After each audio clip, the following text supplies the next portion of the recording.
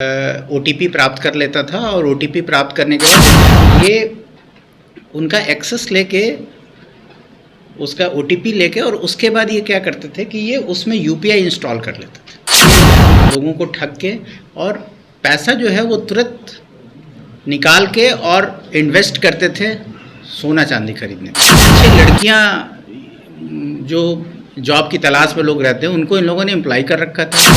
300 से ज़्यादा बड़े क्रिमिनल्स पकड़े जा चुके हैं। प्रेस वार्ता का आयोजन किया है। आज की प्रेस वार्ता में हम आप लोगों को और आपके माध्यम से जो बिहार के नागरिक हैं उनको अवगत कराएंगे कि जो साइबर क्राइम हो रहा है और जिसके आलोक में 44 साइबर पुलिस स्टेशन अर्पित रूप से उनका नोटिफिकेशन हुआ है और आज की डेट में वो सभी कार्यरत हैं।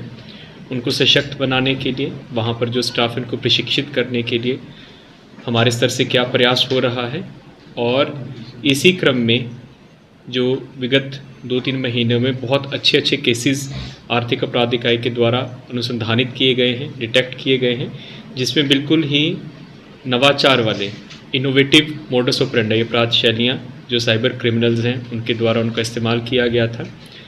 और आज का हम लोगों का मकसद भी यही है कि उन केसेस की हम आप लोगों को ब्रीफली हमारे पुलिस अधीक्षक महोदय जानकारी देंगे आपको, ताकि नागरिकों को पता चले कि किस प्रकार की अपराध शैलियों का इस्तेमाल करके साइबर फ्रॉड हो रहे हैं और आम नागरिकों को उनकी जो पूंजी है, जमा पूंजी है, उनसे डिफ्रॉड किया जा रहा है और अन्य प्रकार के साइबर अपराधों को अंजाम दिया जा रहा है। जैसे कि पुलिस उप महानिरीक्षक महोदय द्वारा बताया गया कि आर्थिक अपराध इकाई के साइबर सेल में एक साइबर इंटेलिजेंस यूनिट स्थापित किया गया है, और साइबर इंटेलिजेंस यूनिट 1930 जो साइबर क्राइम रिपोर्टिंग पोर्टल और जो हमारा टोल फ्री नंबर है उस पर जो शिकायतें आती हैं, इसके अलावा थानों में भी जो केसेज होते हैं और अन्य स्रोत जिनके माध्यम से हमको जानकारियाँ मिलती हैं गिरोहों के बारे में, तो हमारी यूनिट ने इस पर लगातार इंटेलिजेंस कलेक्ट करके और फिर जो अपराधियों के गैंग्स हैं उनके बारे में पता किया, और कुल 3 बड़े ऑपरेशंस हम लोगों ने किए हैं। तो ज़्यादा ध्यान मैं मोडस ऑपरेंडी की तरफ दिलाऊंगा और लोगों से, ताकि लोगों को पता चले कि किस तरह के अपराध हो रहे हैं और लोग उससे बच सके। गया में एक गैंग ऑपरेशनल था जो एनी डेस्क जो ऐप होता है, रिमोट एक्सेस ऐप, उसके माध्यम से लोगों से ओटीपी प्राप्त कर लेता था और ओटीपी प्राप्त करने के बाद उनके मोबाइल या उनका जो डिवाइस है उसका एक्सेस ले लेता था। इस गैंग का एक और मोडस ऑपरेंडी था कि वो एक पर्टिकुलर सेक्ट ऑफ पीपल को ही निशाना बनाता था। जो बूथ लेवल ऑफिसर्स होते हैं, बीएलओज होते हैं, नॉर्मली टीचर्स या बाकी जो लोग होते हैं जो इलेक्शन के काम में रहते हैं और मतदाता सूची वगैरह का अपडेट करना, ये सब काम होता है। उन लोगों को वीडियो बन के ये फ़ोन करते थे वीडियो ऑफिस से, और उसके बाद उनका डिटेल्स लेके और जो पैसा ये मंगाते थे, जो पैसा ट्रांसफ़र होता था अकाउंट में, वो एक वहाँ के लोकल पेट्रोल पंप के अकाउंट में जाता था, और पेट्रोल पंप के भी 3 स्टाफ इसमें पकड़े गए थे।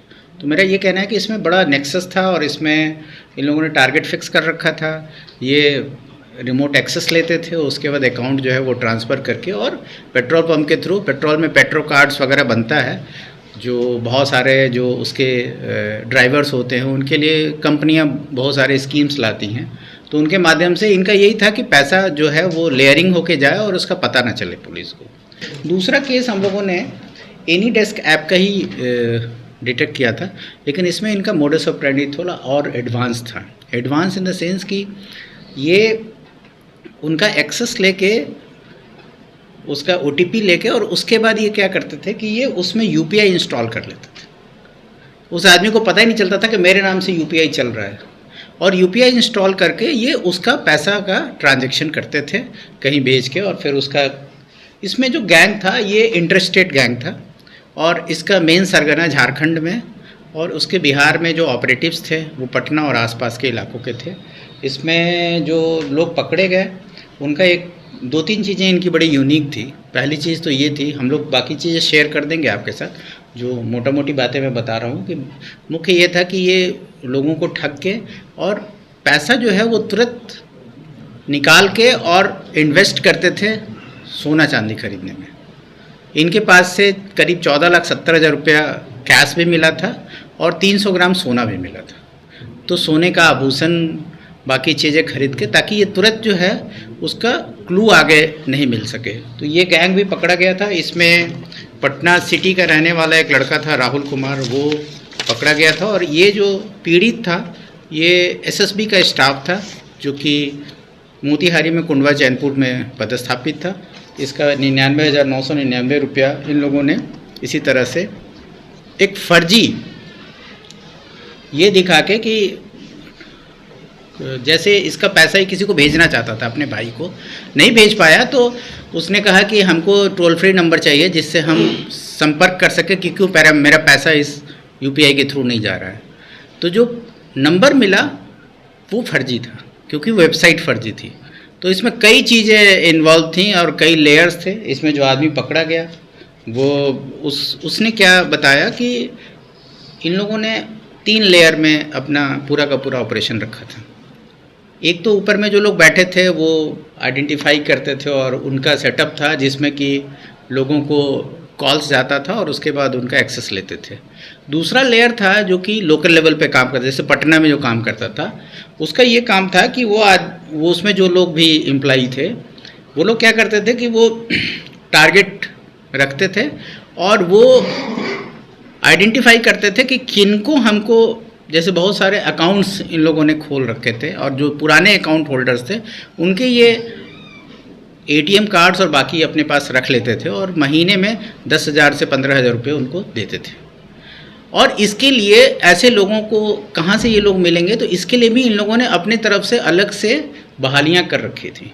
बहुत सारे 5-6 लड़कियाँ जो जॉब की तलाश में लोग रहते हैं उनको इन लोगों ने एम्प्लॉय कर रखा था।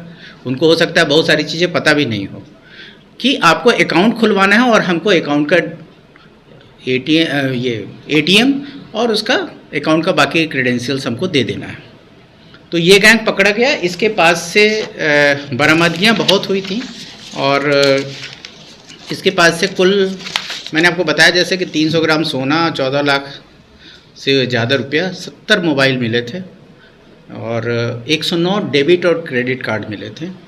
86 पासबुक और चेकबुक थे जो विभिन्न लोगों के थे। अभी हमारी टीम उसको इन्वेस्टिगेट कर रही है और भी कंप्यूटर, आधार कार्ड के डिटेल्स। साइबर थाने खुल गए हैं। 1000 से ज़्यादा केसेज करीब साइबर थानों में ही हो चुके हैं। स्थानीय थानों में भी केसेज हो रहे हैं। लेकिन इसमें क्या है कि कुछ लोग इसमें प्राथमिकी दर्ज नहीं भी कराना चाहते हैं, जैसे खासतौर से महिलाएं और बच्चियां जो इस तरह के साइबर स्टॉकिंग वगैरह के शिकार होती हैं।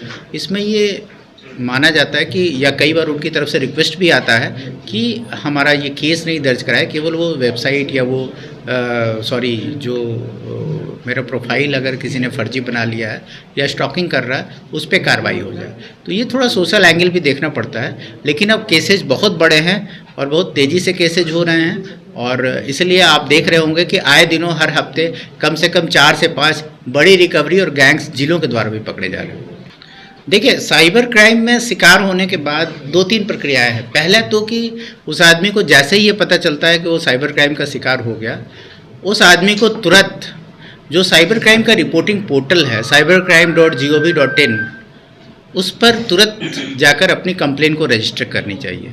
और अगर कोई डिफ़िकल्टी हो तो 1930 हमारा जो कॉल सेंटर है उस पर कॉल करें।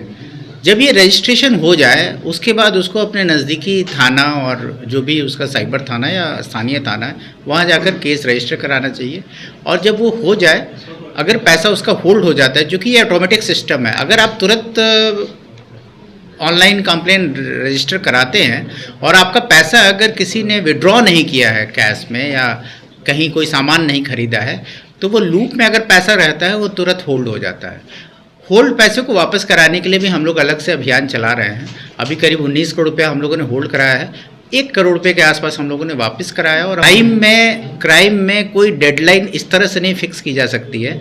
अगर क्राइम 24 घंटे के अंदर भी निष्पादित हो सकता है अगर पता चल जाए और बाकी चीज़ें आ जाए तो, और उसमें कुछ समय भी लग सकता है। इसलिए कोई डेडलाइन इसमें नहीं है।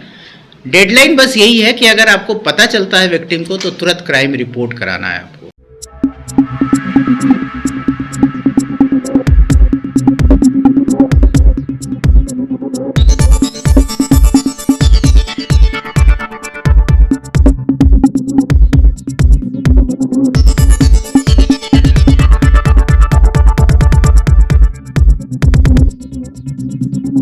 हैं।